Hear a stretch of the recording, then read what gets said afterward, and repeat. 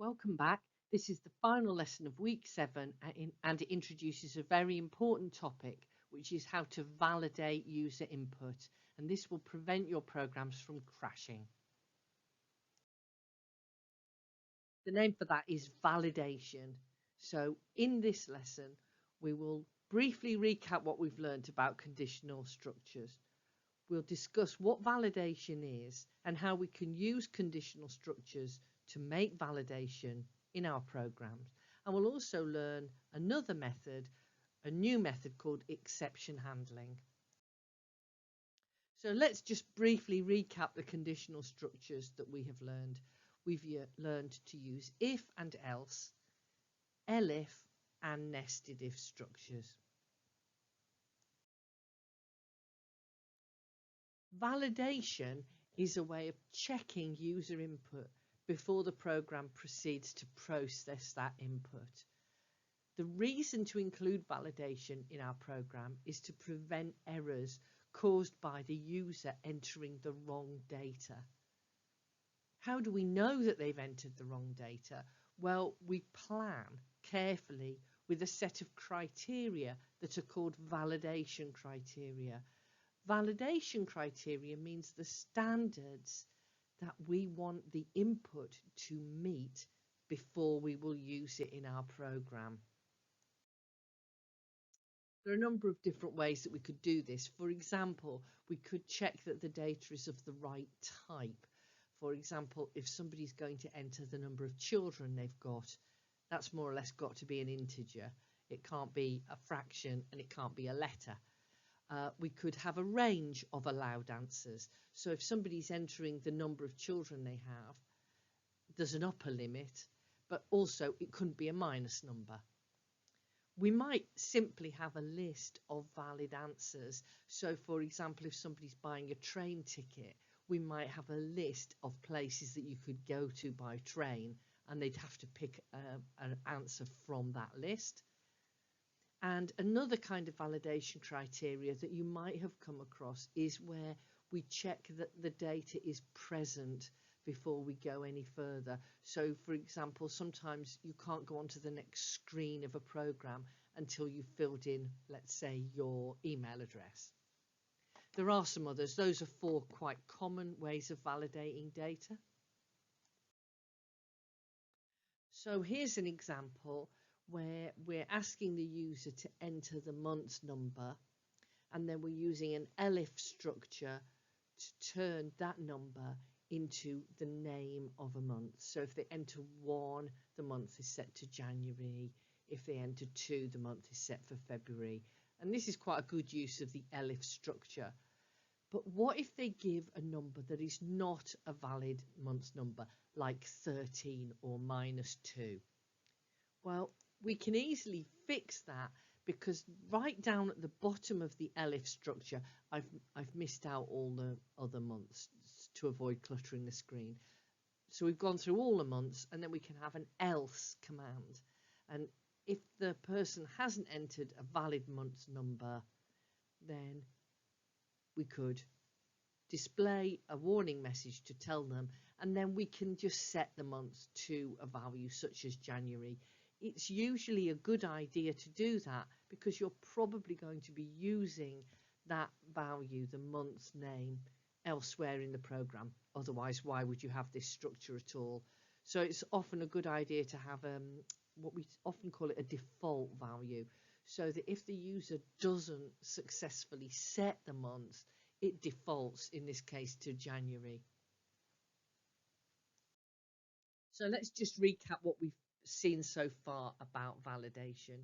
We must decide on the validation criteria. So for months, it's got to be a number from 1 to 12. Or if it was email address, we might say, oh, well, they have to fill in the email address before they can carry on. In any case, we use logical tests and the conditional structures that we've learned about to catch invalid data, to spot when the data doesn't match our criteria. And the things that we can do include showing an error message on the screen using the print command, and setting default values if the user hasn't managed to set a value. Later on, when we learn about loops, we can also use a loop. So we could make it loop back to the start and give the user another try at entering the data. Anyway, that is how we can use conditional structures to help to prevent the user from spoiling the program by entering the wrong data.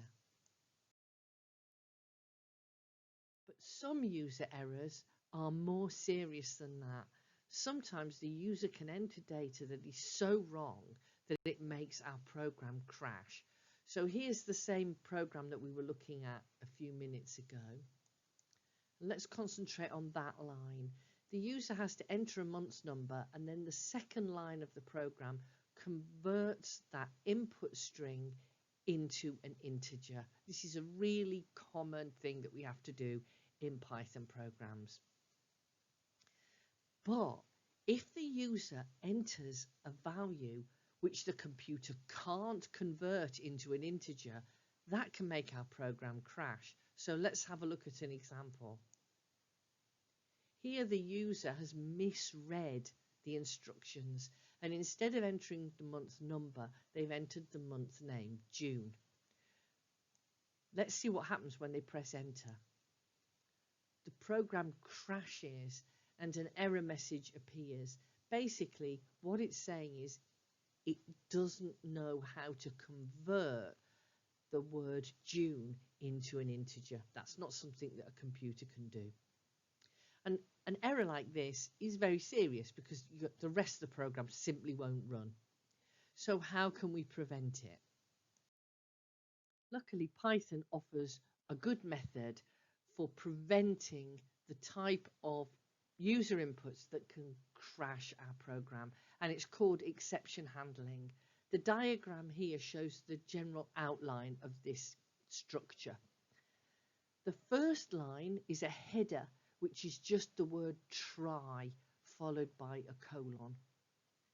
The next line will be indented, and on that line write the command that might go wrong, the command that can cause your program to crash. So in this example, it would be the line that tries to convert the input to an integer. Try and keep the number of lines there down to an absolute minimum. I think one line is the best. Then we have another header, which is the word except followed by a colon. And the line that follows that is the alternative. It's what you want the computer to do if the first command goes wrong. So they try the first command, the computer tries the first command, but if it doesn't work, it does the alternative command. Let's have a look at an example. So let's look at how we would use exception handling to fix the problem in the month program that we were just looking at. First of all, the user enters the month's number. Then we try to convert it to an integer. But if that fails, instead of the program crashing, instead it will show the message that's not a valid number, and then we'll set it to a default value, let's say 1. Again, as we saw before, it's a good idea to have a default value that the computer will use if for some reason the user's input goes wrong. This program now will run without crashing whatever the user types in. So let's recap exception handling. We use the exception handling structure when we're concerned that the user input might make our program crash for one reason or another. We try the command that could be problematic, and we give an alternative which the computer can use if the first command doesn't work. So you've learned 2 different ways to catch bad input from the user, and we collect these together under the general heading of validation. Here are the 3 programs that you were asked to do last time.